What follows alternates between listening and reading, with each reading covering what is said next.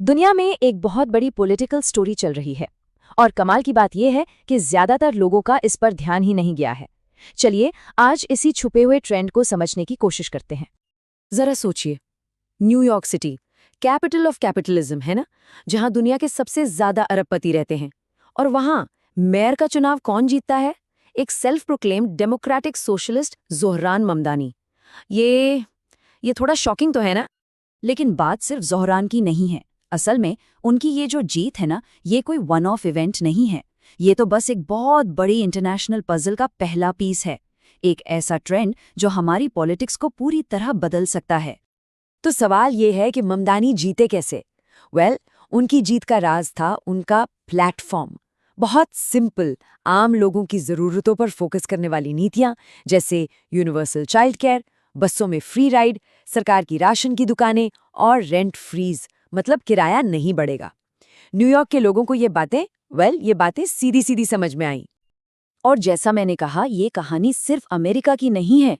लगभग उसी समय हजारों मील दूर नई दिल्ली में जवाहरलाल नेहरू यूनिवर्सिटी जेएनयू, वहां स्टूडेंट इलेक्शंस में लेफ्ट अलायंस ने क्लीन स्वीप कर दिया। तो ये दूसरा साइन था कि कुछ तो बदल रहा है। देखिए, पिछले 10-15 सालों से मीडिया का सारा फोकस फार राइट के राइज पर था। सब उसी की बात कर रहे थे। लेकिन उसी दौरान पर्दे के पीछे एक काउंटर मूवमेंट चुपचाप अपनी जगह बना रहा था। एक न्यू लेफ्ट जो हमारी नजरों से लगभग छिपा हुआ था। और ये पैटर्न बस इन दो जगहों तक ही सीमित नहीं है। आप देखिए, 2022 ब्राजील में लेफ्ट विंग नेता लूला दा सिल्वा की वापसी हुई। 2024 फ्रांस में न्यू पॉपुलर फ्रंट सबसे बड़ा अलायंस बनकर उभरा। फिर 2024 में ही यूके में लेबर पार्टी 14 साल बाद 14 इयर्स बाद सत्ता में वापस आई। ये सब महज इत्तेफाक तो नहीं हो सकता, राइट? लेकिन अब कहानी में आता है एक बहुत ही इंटरेस्टिंग ट्विस्ट, क्योंकि लेफ्ट विंग आइडियाज के सबसे बड़े चैंपियन आज वो लोग बन रहे हैं जिनसे किसी को ये उम्मीद ही नहीं थी। मतलब पॉलिटिकल राइट के नेता। सुनने में बहुत अजीब लग रहा है ना, कि राइट विंग नेता लेफ्टिस्ट पॉलिसीज अपना रहे हैं। पर जब आप एविडेंस देखते हैं तो पूरी पिक्चर ही बदल जाती है। ये देखिए, एक कोट है कि नरेंद्र मोदी भारत के अब तक के सबसे महान समाजवादी नेता हैं। अब ये एक बहुत बड़ा स्टेटमेंट है, पर इसके पीछे कुछ ठोस कारण दिए जाते हैं।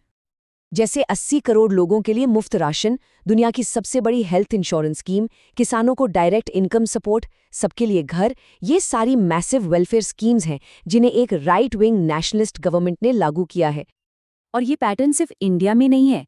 टर्की में प्रेसिडेंट एर्डोगान को देखिए, वो भी अपने नेशनलिस्ट पॉलिटिक्स के लिए जाने जाते हैं, पर उनकी सरकार भी लाखों लोगों को बड़े पैमाने पर सोशल असिस्टेंस देती है। तो आखिर ये हो क्या रहा है? लेफ्ट राइट की तरह काम कर रहा है और राइट लेफ्ट की तरह? ये सब समझने के लिए ना हमें थोड़ा पीछे जाना होगा और इन दो शब्दों को समझना होगा, लेफ्ट विंग और राइट विंग। ये आए कहाँ से? इसकी कहानी शुरू होती है करीब 250 साल पहले 1789 की फ्रेंच रेवोल्यूशन से।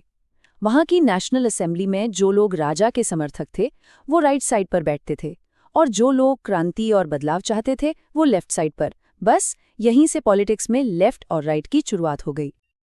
तो मोटे तौर पर लेफ्ट विंग आइडियोलॉजी का फोकस होता है इक्वालिटी पर, सोशल सेफ्टी नेट्स पर, और इसमें सरकार का एक बड़ा रोल माना जाता है। वहीं दूसरी तरफ right wing ideology tradition, individual freedom और फ्री मार्केट्स पर जोर देती है। लेकिन देखिए, हिस्ट्री ने हमें सिखाया है कि दोनों ही आइडियोलॉजीज के एक्सट्रीम्स, मतलब प्योर कम्युनिज्म हो या फिर अनकंट्रोल्ड कैपिटलिज्म, दोनों ही फेल हुए हैं। इसीलिए एक मिडिल पाथ निकला, सोशल वेलफेयर का रास्ता। तो हम वापस उसी सवाल पर आते हैं। आखिर आज दुनिया भर की सरकारें, चाहे वो लेफ्ट की हों या राइट की, अचानक सोशल वेलफेयर पॉलिसीज पर इतना जोर क्यों दे रही हैं? न्यूयॉर्क का सोशलिस्ट, इंडिया के राइट विंग लीडर, ब्राजील के चुनाव, इन सब अलग अलग डॉट्स को जोड़ने वाला एक सिंगल पावरफुल रीजन है। और वो रीजन है सोरिंग इकोनॉमिक इनइक्वालिटी। इस पूरी कहानी की जड़ इन नंबर्स में छिपी है।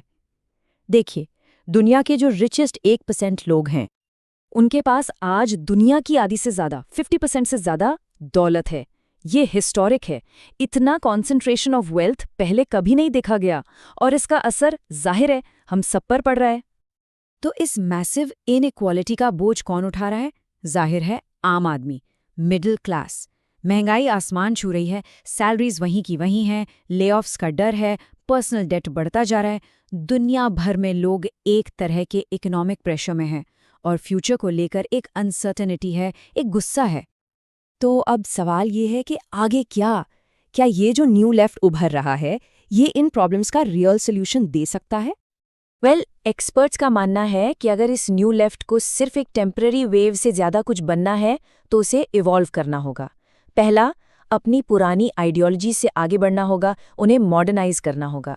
दूसरा, वोटर्स से कनेक्ट करने के लिए कम्युनिकेशन के नए तरीके अपनाने होंगे।